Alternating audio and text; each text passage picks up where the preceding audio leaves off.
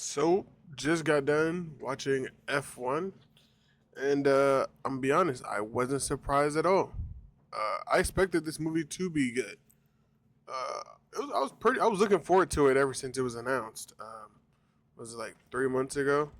Yeah, I think it was announced 3 months ago, or maybe that's when I first saw the trailer. But I've always been excited for this movie, and it did not let me down. It's a pretty good movie. Um, I know nothing about racing cars. Formula. I know nothing about NASCAR, Formula, whatever race sports there is. I have zero knowledge. All I know is first place is better than last. Good. But this movie is about Sonny, or Hayes is what they call him. He's a retired race car man. He's a retired driver, to be honest, who, never got his break. He never got to win Formula One. And then you got this guy, his teammate, his name is JP, who's also good. He's new, but he's about to be out of a job if they don't win, and that's what the movie is based on. Of a retired, what is it called? I forgot what it's called. It's like a movie trope, but yeah, basically it's about a retired man coming out of retirement to help a young person win, and yeah, it's going to be spoilers, probably starting right now, just to get into it. Um, my favorite part of the movie is the happy ending. Um, I'm so glad they got a happy ending. It makes you really feel good, and that's what's very not confusing or weird. But when it comes to the industry of movies nowadays, there's like this movie is a very simple concept. It's not. It doesn't. It doesn't look like it cost $1 billion to make, but it's probably gonna. It's going to make its money back. I've already known that. Um, it's a very simple concept. There's no weird storylines. There's nothing to follow. It's simply teamwork. It's a sports movie with good characters. The dialogue is awesome. I love the dialogue in this movie. There's no assholes in this movie. Everybody's just real humans. You know, there's no. It feels very organic. This movie does. This movie is. It doesn't feel like it's unnatural. The conversations are, and they really make you believe like Brad Pitt's character Hayes can actually win, even though he's this retired guy. Because the way they set it up is like he won with help. He didn't win because he was the best. He won because he had the best team, which really turns out to be a good idea writing wise. Um, I do like the setting. I will say this movie is beautiful. That's probably actually my favorite thing about this movie is the setting. This movie looks amazing.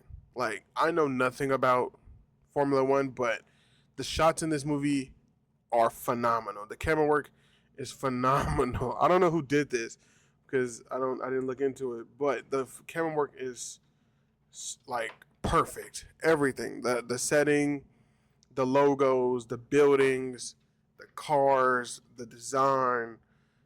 This shit looks like I don't know. It looks so cool. It's so cool to be like in the world of Formula One because it's all new to me. Like there was so much technology on the screen that that they were showing that I had no clue even existed before this movie. I didn't know about I knew they had like simulators for racing a car, but the way they had this shot where they showed a new car that they build, then it was like on this racetrack, and then you had Hayes talking to the I don't know her name, but he was talking to the girl character, and he's like, "Oh, can this replicate weather? Can this replicate how the track is going to feel?" And it was such a good moment because it's like, yeah, I guess technology can't handle it all, and it's showing that like you got to be on the racetrack. That's the best thing to do. The best way to gain experience is to actually hit the track. Now, critically, if I had to talk about the movie critically, I still think it's pretty good. I think this is like a solid. See, it's weird when you rate movies a 9 and then you rate another movie a 9, and then it's like, oh, how can these two movies be a 9 when this one is way better? And it's weird because like I think I gave Deadpool and Wolverine a 9, right? I don't think. Now I'm thinking about it. F1 might be better than Deadpool and Wolverine. It has better characters. I don't know. It's just a weird comparison to be comparing them to out of nowhere. I don't even know why I did that. But if I had to rate the movie critically, I would give F1. I would give it a. I'll give it a. I give it a. Hmm. I'm really trying to think. Characters. I give the characters in F1 a 10. I give the camera work and setting in F1 a 10. I give the story in F1 probably a 7. It's just a underdog feel good story, which is not. I'm not saying that's a negative, but there is better stories in other movies. I give that a 7, and that's probably the main three things about this movie is team. I mean not teamwork, characters, settings, and then story. So I think I'll probably give this movie a 9. I give this movie a 9. This movie is a certified guarantee to see. You don't need to. Um, you can not a 7-year-old. You can take like a teenager in middle school to go watch this movie and they will enjoy it. And then you can take a 50-year-old to go watch this movie and they will enjoy it. That's like the perfect movie. Kids love cars. Kids understand teamwork. Adults love cars. Adults understand teamwork. They understand the hardship. A lot of people probably relate to these people who've never got their big break, and it was cool to see it because like I just like the way they designed the movie around being a teamwork because it could have easily been a movie where it's like, oh, he's just better than everybody, but it didn't turn out that way. He wasn't better than everybody. He just had the best team, and like another thing is like he wasn't an asshole. That's what's so good about his character. Like he's not a hotshot. As much as the movie portrays him as one, but he's not. He's really just a good guy. Uh, I mean, he's so likable. Hayes is, where he has simple moments where it's like he's complimenting the crew who works on his car, whereas like he didn't have to do that. It didn't even have to be in the movie, but you notice it. It's like, oh, good job, guys. And he's saying it to like the camera crew and the people working on his cars, where it's like, oh, and then you think about that in everyday life, where it's like, oh, thank you. It's like it's not like he's talking to you, but in the movie sense, it's like he would be talking to you if you were working on that car. And they do a very good job of making everybody feel important, which is probably how important they are in real life when it comes to F1 and racing, where it's like everybody is important. Every second is important. The talks they have in the office makes it feel it's important.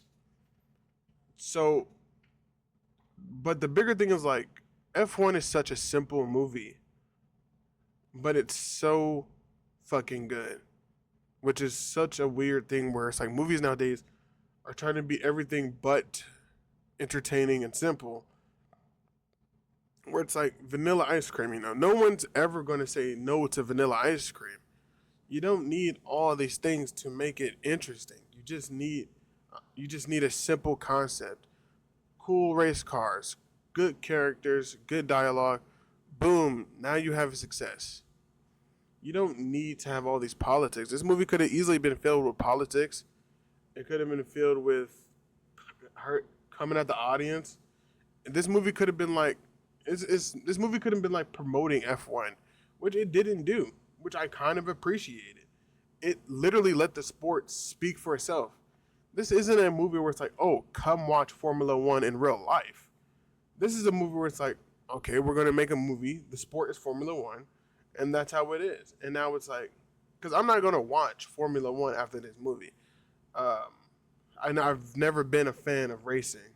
But the reason I watch this movie is because I love the concept of teamwork. Like one of the biggest things I like in movies is like an underdog or a teamwork story where the odds are set against them and they do everything they can to win. Whether they win or not, it's still a good movie. Even if it's like movies like Waterboy to Formula One, um, Remember the Titans.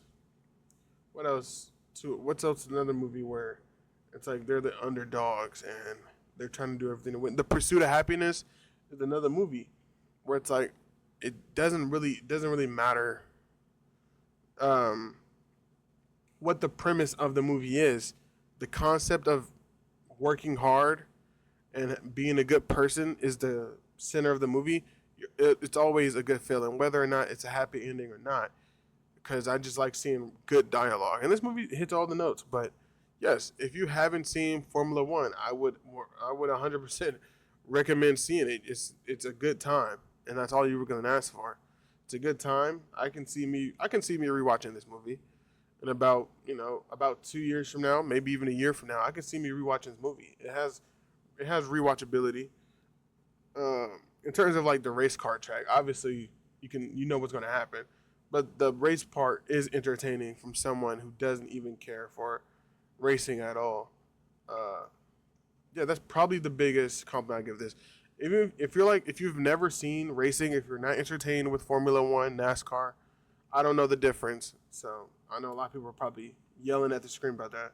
But if you don't know the difference between racing leagues, you don't need to know anything about it. This movie looks out for you, where it's like, hey, you don't know nothing about Formula One? We got you. You know everything about Formula One? We also got you, which is very good. They didn't dumb it down because there's still a lot of stuff I don't even have a clue it is. But yeah, if you haven't seen Formula One, definitely watch it. But yeah, good movie, solid. I think final review, solid, eight, solid not solid 8.8 out of 10. That's my final review. 8.9 out of 10. Formula One is a very good movie. Go watch it. Goodbye.